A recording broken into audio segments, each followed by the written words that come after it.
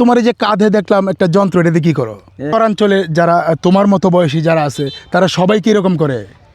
কিছু কয়েকজন করে, কয়েকজন আবার করেও না। এই চরাঞ্চলের দুই কিশোর, একজন অষ্টম শ্রেণীতে পড়ালেখা করেন, একজন নবম শ্রেণীতে। আসলে এই পড়ালেখার পাশাপাশি স্কুল ছুটি সময় এবং স্কুলের ফাঁকে ফাঁকেও তারা চরাঞ্চলের এই যে কিশোরদের জীবনের গল্পটা আসলে এরকমই। আজ আমরা এসেছি ময়মনসিংহ জেলার গফরগাঁও উপজেলার চরালগি ইউনিয়নে। এই চরাঞ্চলের ব্রহ্মপুত্র নদীর অববাহিকায় যে চর, এই চরাঞ্চলের কিশোররা তাদের জীবনযাপন কেমন কেমন তাদের জীবনের গল্প এটা জানার জন্যে। তোমার নাম কি? মোহাম্মদ শাকিল। শাকিল, মানে পড়ালেখা করো? কোন ক্লাসে পড়ো? এবার 9 উঠছি। এবার 9-এ উঠছো। তো তোমার এই যে কাঁধে দেখলাম একটা যন্ত্র, এটাতে কি করো? এটা কাজ করছিলাম। কৃষি কাজ করছো নিজের জমিতে? শুধু কি নিজের জমিতেই কাজ করো? না না, পাশাপাশি অন্য কাজও করি। অন্যের কাজও করো? মানে অন্যের কাজ করতে হয় কেন? মানে সংসারের হাল ধরার জন্য?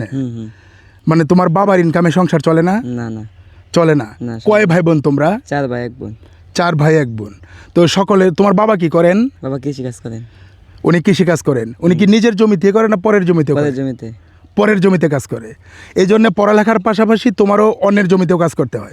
কত পাও অন্যের জমিতে কাজ করলে? এই 500-600 প্রতিদিন। প্রতিদিন। তুমি স্কুলে পড়ো, স্কুলে পড়ে অন্যের জমিতে কাজ করো কিভাবে?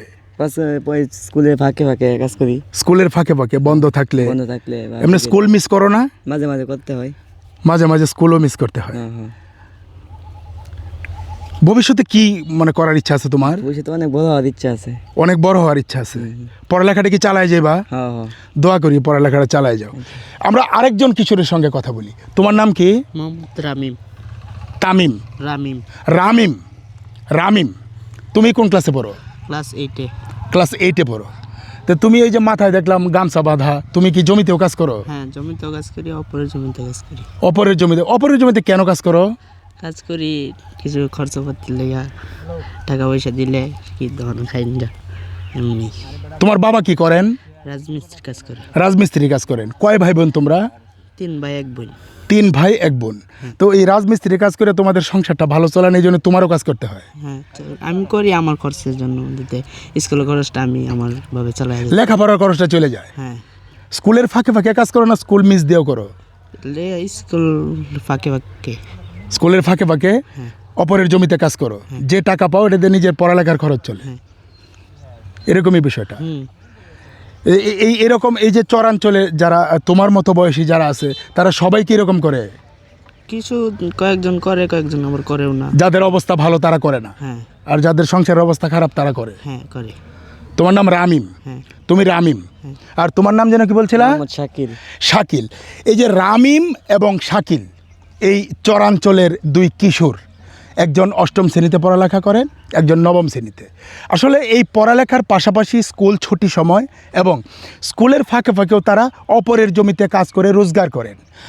ইনি জানালেন যে তার বাবা কৃষিকাজ করে অপরের জমিতে, সংসারের হাল ধরার জন্য বা নিজের পড়ালেখা খরচের জন্য অপরের জমিতেও কাজ করতে হয়।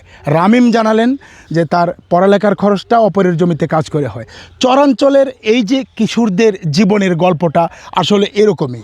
আমরা আসলে চাই এই রামিম এবং এই যে কিশোর দেখছেন এরা পড়ালেখা করে ভালো কিছু করুক, এই যে নিজের সংসারের হাল ধরার পাশাপাশি পড়ালেখার খরচটাও অপরের জমিতে কাজ করে তাদের মেটাতে হয়।